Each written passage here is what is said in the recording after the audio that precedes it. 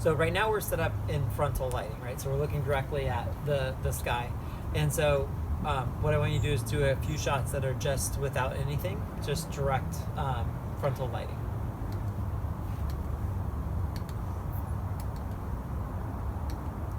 Okay, now once we've got a couple of those, then we're gonna start to use our fills. Now, because there's not a lot of direction, right? We're looking directly at the sky. Then in the beginning, what we're going to do is we're going to actually put the fill from below. Now, typically, it's only in like that frontal or butterfly direction that we would want to go ahead and use a fill from below. Otherwise, we always want to fill from the shadow side. But because there's very little shadow anyway, we're going to put it below. So I'm just going to start off with white. So here's my white card. And again, I can just hold it here. It can just kind of be sitting on my lap. I could point it up just a little bit. You know, we should be able to see some amount of difference, hopefully. I can't see it, the screen. And so, you know, we'll just try a couple with that white fill.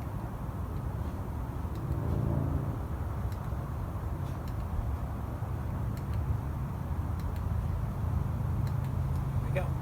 So that's the white. And then it might be a good idea too, before you shoot, like hold up the card so you know, okay, there's my white. And then the next one's gonna be silver. So here's my silver side, so I'll be able to take a picture now. I know, okay, there's going to be the rest of the silvers. And then again, you know, we're going to kind of open that up a little bit. Now again, it's angle of incident equals angle of reflection, so the light's there. It's going to need to kind of bounce and come back up there. So you may want to adjust it slightly. And then we'll go ahead and do some shooting.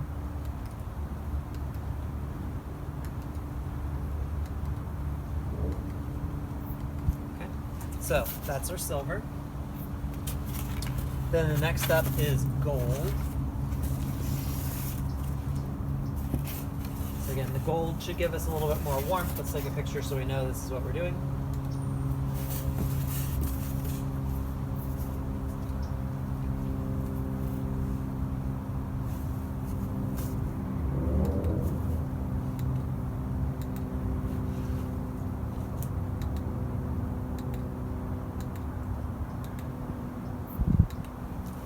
So now we've got several of the gold, and then the last side is our black side. So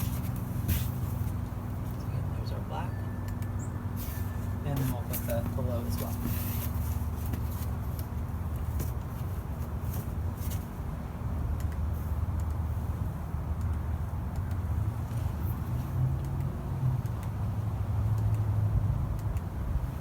Okay, so now we've got several of our black.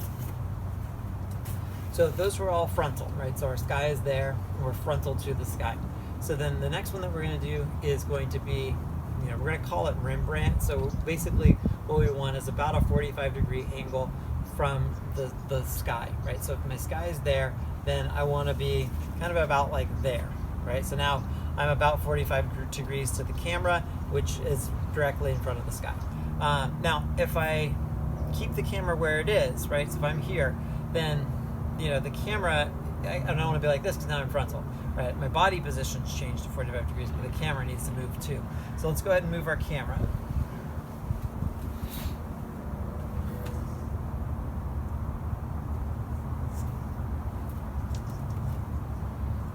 So our camera's going to come to about 45 degrees. So it feels like that wants to kind of flop over a little bit. I just went and grabbed a clothespin off of the laundry line. Just gonna see if I can clip this on here maybe. So I went and just grabbed a little clothespin, and what I'm gonna try to do is just actually like clip it to the bottom here, and it'll just kind of create like a platform for it, just so it kind of will stay a little bit more square. And then let me just rotate this just a little bit.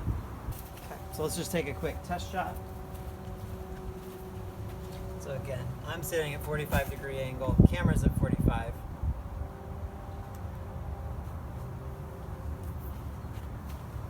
And it looks like we're in the frame. Okay, good. So again, we're just gonna do the same thing we did last time. So I'm just starting off at a 45-degree angle, looking at the camera, and we're just gonna try a couple of shots. Then we're gonna go through our fills again. So I'm gonna start off with white. So probably be a good idea to take a picture of the white. And then in this case, oops.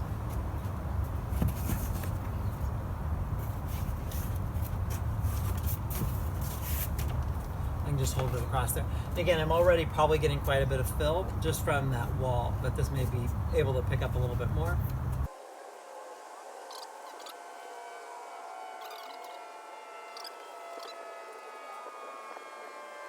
We want to keep it as close as we can, but we don't want to be able to see it in the frame. So obviously I can't tell exactly where that is, so we'll just kind of experiment with slightly closer and further.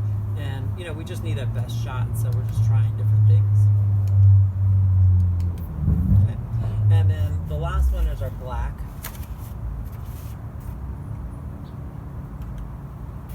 And again, with that black fill, hopefully it will actually dampen down some of this light over here. So that's our Rembrandt one, and then the next one that we need to do is just our split lighting. So again, we're going to be turning to 90 degrees, so we're looking this direction, going along the building instead, shooting into that white fence.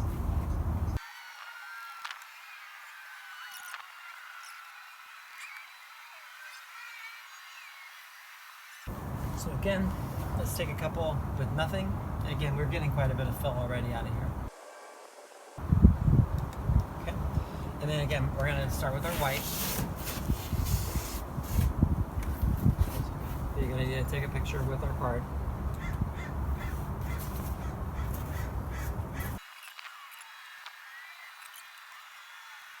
It should cut down some of this light over on this side, right? So there's, you know, we're getting a lot of kick probably off of that wall, and then when we bring this in, you know, that's going to dampen down and actually make it look more split lighting. That's our open shade with our 3 directions: frontal, Rembrandt, and split lighting or side light, and using each of our different fills. And again, we're not going to worry about exposure compensation or anything like that. We're just going to let the camera, you know, do its thing there. The other thing that we want to be able to do is, and notice all of those things when we did the fill is always coming from the shadow side, right? So I never want to put my fill card out here, right? Because if I put it out this way, it's just actually blocking the open shade, right? We don't want to actually block the light.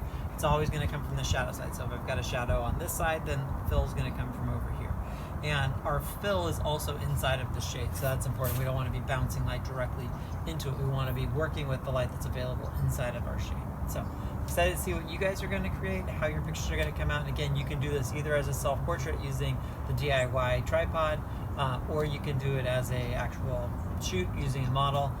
Obviously that would be easier. I'm demoing it as a self-portrait because again, all I've got is me for our model, so that's how we're going to do it. All right, so hopefully that helps you guys, and I'm excited to see what you do.